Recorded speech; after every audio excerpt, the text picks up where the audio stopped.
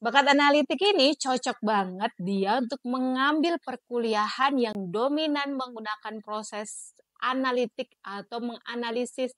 Bisa jadi permasalahan, bisa jadi sistem, bisa jadi problem, dan yang lain sebagainya. Karena kemampuannya sangat berguna banget. Ketika orang yang nggak punya bakat analitik, dia nggak bisa ngelihat tuh. Oh, dilihat harus dari sudut pandang yang lainnya ya. Enggak gitu. Tapi orang analitik, dia akan menyajikan banyak sudut pandang, banyak penafsiran dari satu data atau satu permasalahan aja yang dilihat.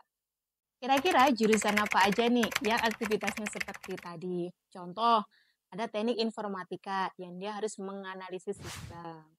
Ataupun anak teknik industri yang dia harus menganalisis permasalahan problem jadi lebih luas lagi. Ataupun mengambil sistem analis. Ataupun dengan jurusan-jurusan yang lain yang memang kita membutuhkan proses analisis atau melihat dari berbagai sudut pandang. Dokter juga penting banget tuh punya kemampuan analitik.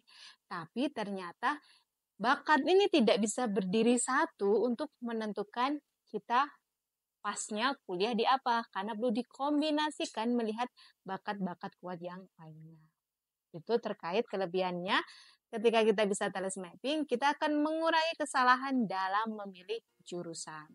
Yang kedua, ketika kerja, kita akan jadi tahu nih, aktivitas pekerjaan apa yang paling tepat perlu kita ambil. Misalnya, untuk kalian yang udah terlanjur lulus nih, baru tahu dan kenal konsep di talent mapping, ya nggak apa-apa. Selanjutnya, usahakan jangan sampai tempat kerjanya itu nggak sesuai dengan strong point kita.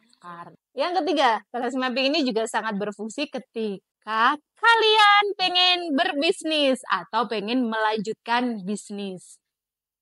Pasti nggak kebayang ya, bisnis itu kita mau bisnis apa ya? Karena banyak banget peluang yang bisa menjadi bisnis. Bahkan mungkin peluang-peluang yang orang nggak terbayangkan itu bisa jadi bisnis. Nah, dengan adanya talent mapping, kalian bisa memperpendek waktu kegagalan dan kesalahan dalam mengelola bisnis.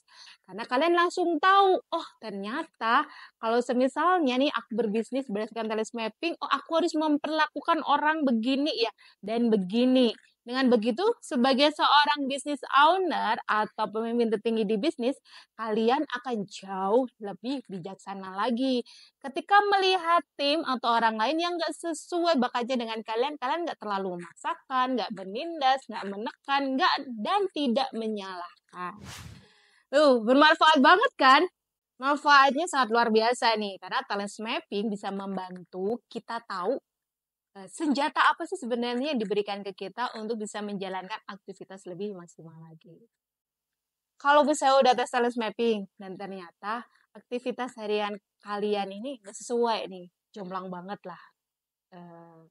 Yang kalian ngerasa gue banget, ternyata di bakatnya itu nggak banget. Kira-kira gimana nih nerusin aktivitas yang sekarang, terus berpindah ke aktivitas yang sesuai dengan bakatnya. Kenapa harus begitu? Karena ternyata orang yang melakukan aktivitas sesuai dengan bakatnya, hasilnya pasti excellent. Orang yang melakukan aktivitas yang tidak dibakatnya, mereka butuh waktu yang lama, biaya yang panjang, untuk bisa mencapai hasil yang mentok hanya di good. Excellent itu hanya ada di mereka yang sesuai dengan bakatnya. Terus apa aja sih kendala ketika seseorang mengimplementasikan talent mapping di dalam kehidupannya? Kendala yang paling pertama adalah takut. Kita harus berubah dari kondisi yang lama ke kondisi yang baru. Kadang ketakutan ini membuat mereka tidak yakin dan ragu. Loh, katanya aku udah berpindah nih ke hal yang baru, harusnya excellent dong, tapi masih gini-gini aja. Akhirnya ragu dan tidak sabar dengan proses yang dia jalani. Terus permasalahan yang lain lagi, apalagi permasalahan yang lain, dia nggak punya mentor atau coach untuk mengarahkan bagaimana menghadapi keseharian dengan bakat yang dia miliki. Contohnya nih, kalau saya sendiri, saya kenal talent mapping tahun 2012.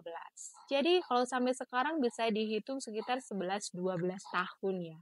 Boleh nggak sih kita meminta orang lain untuk berlonggar karena misalnya contohnya nih tadi, kan aku analitik. Jadi aku berpikirnya selalu, jadi kalau analitik itu salah satunya dia langsung berpikir solusi gitu. Padahal kadang ada orang ketika ngobrol itu mereka nggak perlu solusi, cuma perlu didengarkan doang gitu. Aduh sorry deh, aku analitik jadi nggak bisa cuma ngedengerin doang gitu. Boleh nggak kayak gitu? Ya boleh-boleh aja ngelakuin itu. Tapi misalnya dia misalnya jadi minusnya, misalnya dia langsung jadi berhutang ke orang karena pengen ngebantu orang lain, ya jangan dong. Karena kan aku empati, aku nggak sanggup nih ngeliat orang kesusahan. Jadi walaupun aku lagi nggak punya duit, aku usahain deh gimana caranya membantu orang lain cari duit untuk menolong mereka gitu. Nah, kita perlu dong belajar menempatkan bakat itu pada tempatnya sesuai dengan fungsinya. Kalau semisalnya bakat empatinya paling bawah nih, akhirnya dia nggak peka gitu kan. Kira-kira gimana dong? Ya tinggal kita cari aja orang yang punya empatinya di atas, terus kita saling berkolaborasi aja. Jadi dia yang jadi sensor untuk empatinya, asal kita mau aja ketika dikasih tahu itu. Nah masalahnya selesai.